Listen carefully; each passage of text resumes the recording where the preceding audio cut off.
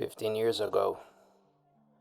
That's how long it's been since I was elected to my first terms as sheriff. That's how long it's been since I took up the mantle and took it upon myself to protect and serve this community. I understand this position is more than just a uniform and a badge. Rather, it's a commitment that I do not take lightly. Right now, Morefolk and its people have found themselves in a time of crisis. I'm positive you all are aware of what I'm referring to, and I don't intend to beat around the bush. You all deserve my respect and trust in return for that very same respect and trust you put into me. The deaths of Ellie, Sasha, Claire, and Jackie are deaths that occurred under my term, a term which I earned off the promises I made that I would protect all of you. I failed that promise. I failed the very women who are integral to this community that I failed to protect. The very women I called my friends. But you're not here to give me pity. You're not here for a remembrance ceremony with me as the speaker, giving accounts of my memories with the victims. No, you aren't here for that, and neither am I. I'm here to remind you and remind myself that there were two parts of the promise I made to you as a sheriff. I also promised that in the event I was unable to protect you, I would do everything in my power to find justice for this community. That if something were to go awry, I wouldn't sleep until I could make things right. I failed on fulfilling my first promise to the people of Morefolk. I'll be damned if I fail my second promise. I'd like to introduce Detective Clark Casper, who is actively leading the homicide case our department has been working on. He's going to fill you in on our progress and plans moving forward. Please lend him your ears. Alright, thanks, Sheriff Mackey. I'll take it from here.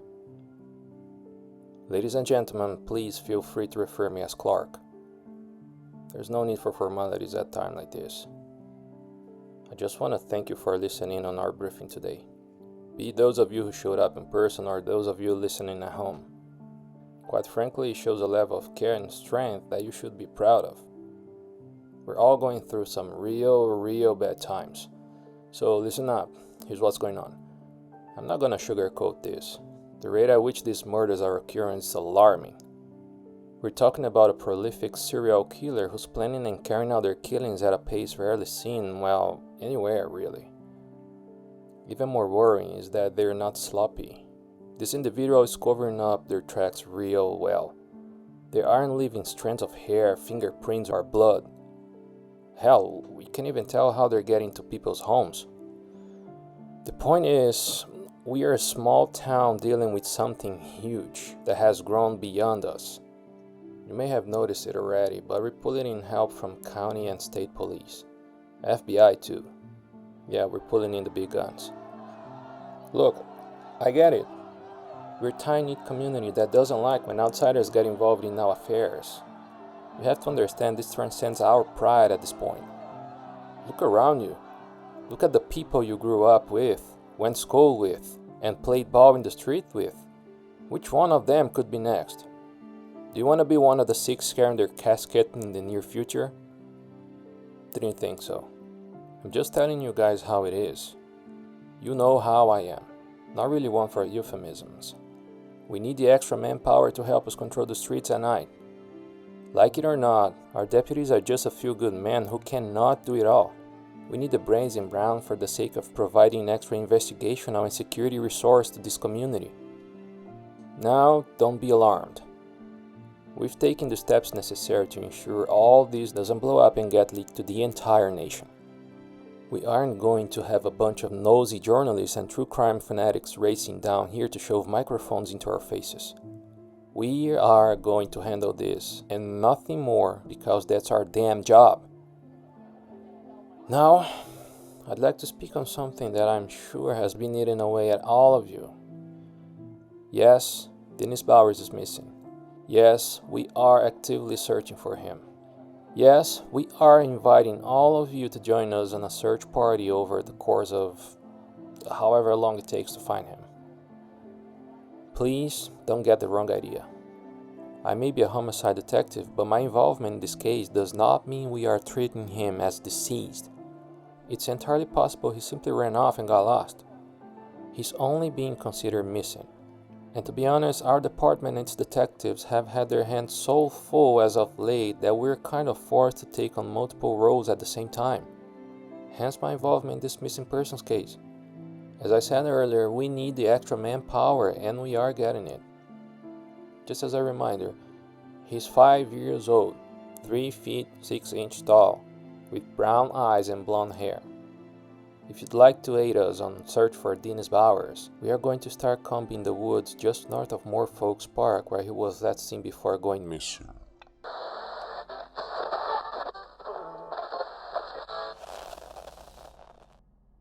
Oh, they're speaking about little Dennis Bowers? How interesting. They don't know what happened to him yet? They're treating him as just missing? How interesting. I wonder if they knew what I was in possession of before they announced such a dirty little fib. How about we listen to a little song and dance? Shall we? That's what I like to call it anyway. Others might call it a piece of performative art. A truth seeker, however, might go so far as to label it a confession hidden in plain sight. Here we go. Feeling alright, pretty? You're looking a little pale there. Don't patronize me, fuckface. Good to see you still an ass.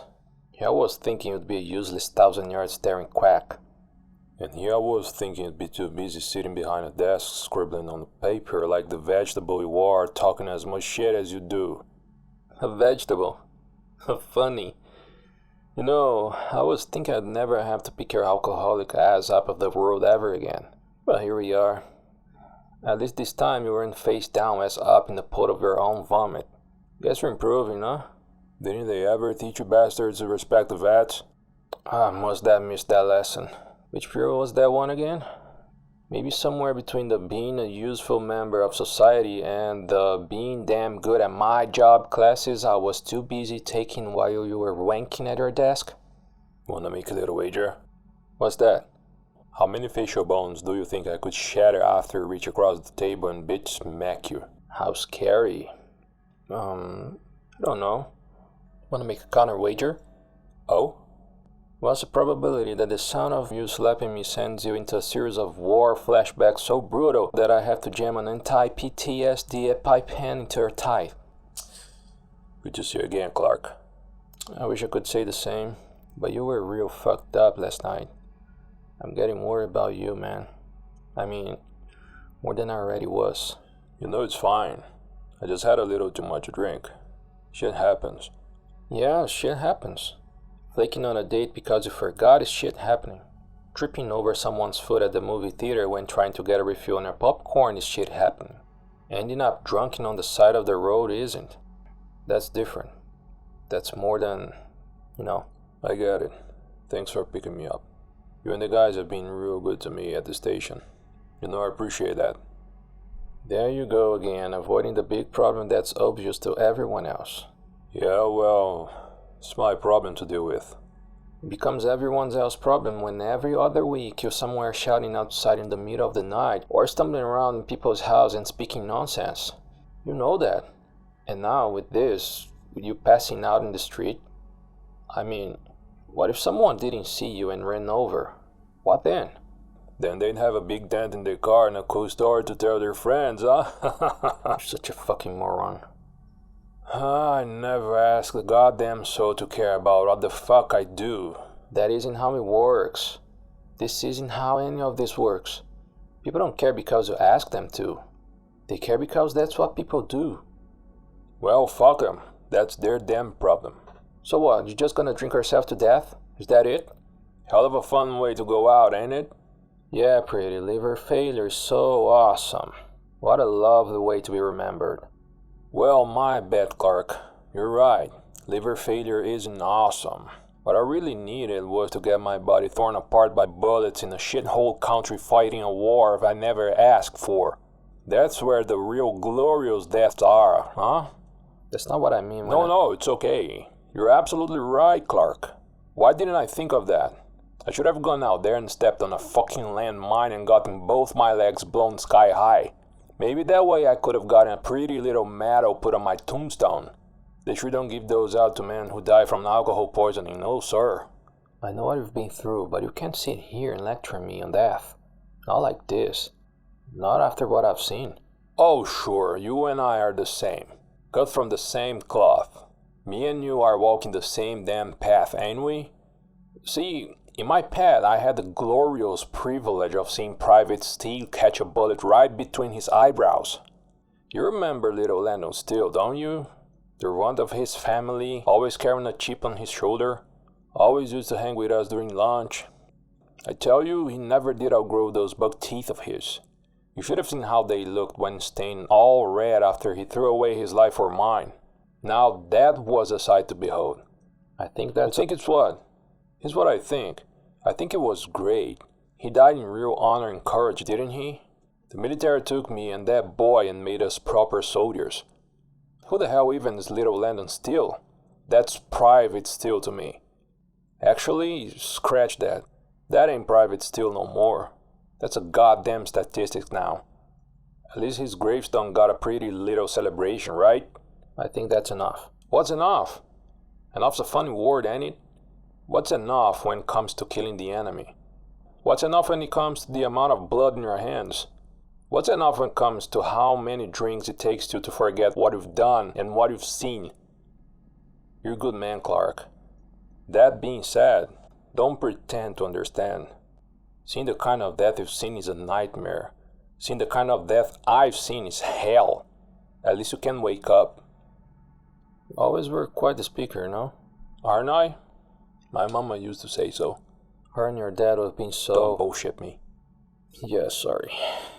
Look, can you just let me get one thing clear before our next little rant? Whatever, go for it. You may not care about yourself anymore, and I can't force you to. But I'm not gonna let you rot away like this. I get it, and you lost a lot of friends and family. You feel isolated and alone. You're a detective or a damn therapist? Shut the fuck up. I'm gonna say what I need to say. Well, shit. Look who grew up here. Look, I know you're not the same guy I grew up with. That's okay, I'm not the same kid either. People grow and change, such is life. But there's a difference between change and self-destruction. You got your own demons, and I got mine. You're right, I can understand your demons. That doesn't mean you can't have my support in facing them. You know my number. Next time you think about hitting the bottle, take a second to think about calling me. That's all I'm asking for. Just a moment of hesitation on your end. If you can't do that for me, then I promise I'll do what I can for you. So will the guys and the gals at the station. I'm sorry this country failed you. I sure as hell won't. Guess I'm not the only one who can give a speech. Drama classes were among my favorites. Yeah, I know. You wouldn't stop trying to drag me to them. Right. So, do you have an understanding? Fine. If it'll help you sleep at night. Thanks, pretty. Fuck you.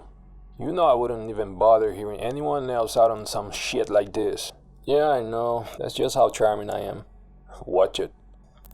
Alright, so with that out of the way, how's your hangover feeling? You mostly over it? It still hurts a little. But otherwise, I'm fine. Good to hear. Well, I wanted to know you're not in any trouble. I'm gonna make sure you get to your apartment all fresh and safe and the like. Though there's one more thing I want to ask you about, if you don't mind. Speak up, then. I don't got all day. Right. Well, when I picked you up, you were completely out of it. Obviously. However, there was something strange you kept mumbling about, and I just wanted to ask you about it to make sure you were okay. Does the phrase, the woman in the pit, mean anything to you? Oh, that? It was just some dumb-ass nightmare or hallucination I had. I don't know. Okay, would you mind telling me about it? I'd appreciate it, really. What does it matter to you? I just ran it to you about care and compassion and all that bullshit. Let me show concern just one last time today, and I'll let you be on your way. Yeah, whatever. Look, before I went on the street and blacked out, I was walking through the woods. Real good pissing trees in those woods, you know? What? Pissing trees. Trees you piss on. Alcohol makes you piss. Okay, just continue. Yeah, well, I was walking through the woods and heard this noise. It sounded like crying to me, like a banshee just wailing her heart out.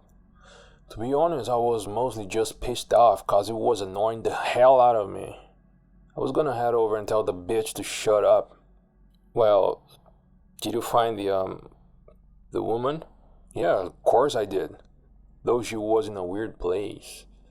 I found this, what's it called again? Hatch? Yeah, a hatch in the ground. I could hear the lady crying from underneath it. So what did you do? What do you think?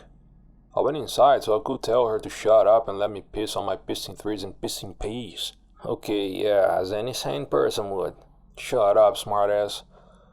As I was saying, I went down there, but it was too dark to see. But you know, I keep my trusty lighter on me. I flicked that bad boy out and held up the flame. I'll tell you though, I was not expecting to see what I did. And what was that? Well, I found the woman. At least I assume that's what she was. It wasn't difficult to locate her. She wouldn't stop her crying and moaning. Thing was, she didn't look like any ordinary woman I've seen. Keep in mind, a lighter flame ain't all that bright, so I had to get up close to really make her out. And how did she appear? She had this pale skin like she'd never seen the sun before. She was nearly bald, had this massive cut on her stomach. Looked like it was recently sewn shut too. That sounds pretty frightening. You got up close to her and took all that in? Most people would have booked it. Yeah, well, to tell the truth, I was kind of disoriented. I was stumbling around and nauseous as it was. When I got up close to her, I didn't even really know what the fuck I was looking at. I was mostly just really confused. That makes sense. So then what? Then, I didn't notice this at first, but the longer I looked at her and the longer I heard her crying, the more my eyes began to water. I was getting goosebumps, man. Started breathing faster too. I'd seen some vile shit before, both on the battlefield and in my nightmares, but I'd never felt just as anxious as I did in that moment. But it got worse. Worse? How so? I was so focused on her at first that I didn't notice them, but eventually I did. There were these things, 4 little bloody, fleshy things. I couldn't really tell what they were, just that they were dead. I thought I saw little hands and fingers on them, I know what the scent of a rotting corpse is like. As soon as I saw those things, that's exactly what I smelled. What were these things doing? They were all just underneath the woman's. They were all around her breasts. I think they had their mouths on her nipple, but they weren't moving, and nothing was being fed to them. Jesus, that's pretty... There was one more. What? There was one more of those bloody, fleshy things. What do you mean? This one was different. Larger. A bit larger than the others. I'm sorry, could you... It wasn't under her breast like the others. It was...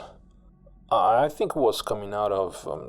I think she was giving birth to it.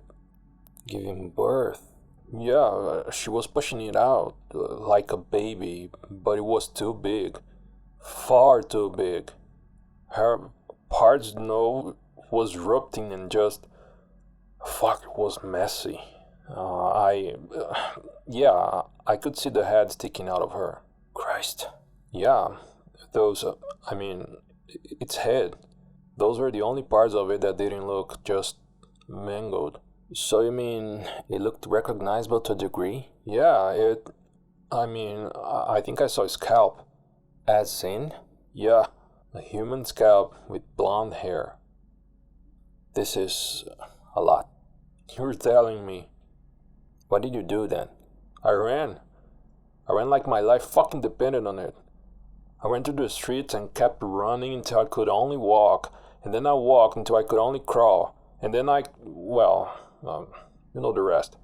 The whole time I could just hear her crying in my mind.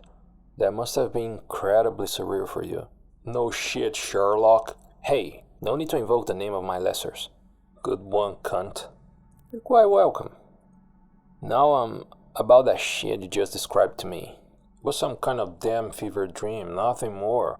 And I'd like to forget about it while I still have the chance. Fair enough.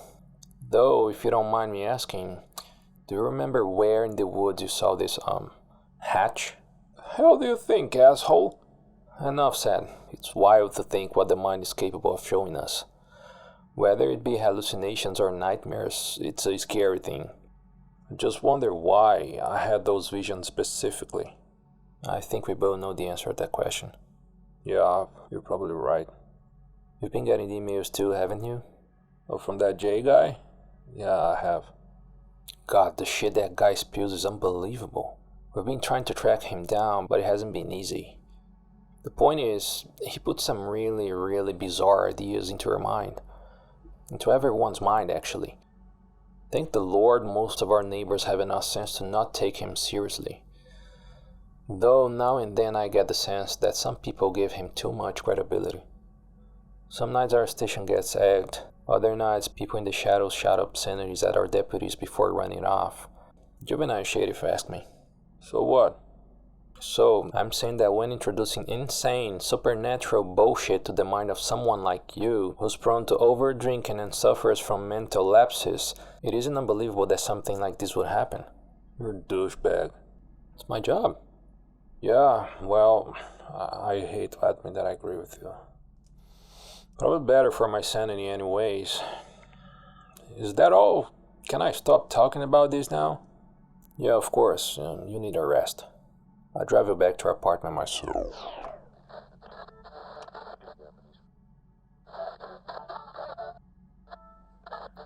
They noticed. They're trying to take the broadcast off the air. I'm not finished yet. Have patience. 4 babies down. 4 pregnant women down. Yet there's a 5th. Why? Isn't it obvious? When a predator has run out of prey, it must find new prey to satiate its appetite. Who knows just how far it will go to adapt? Morefolk Police, you know the truth. I know you know. I know you know why this thing is here. I know you know the cause. I know you know you're protecting the man responsible for bringing this plague upon us. You thought I wouldn't find out, but I did. Oh, how easy it is to get the information I want. Still, I am merciful. Come forward, come clean, or I will come forward for you.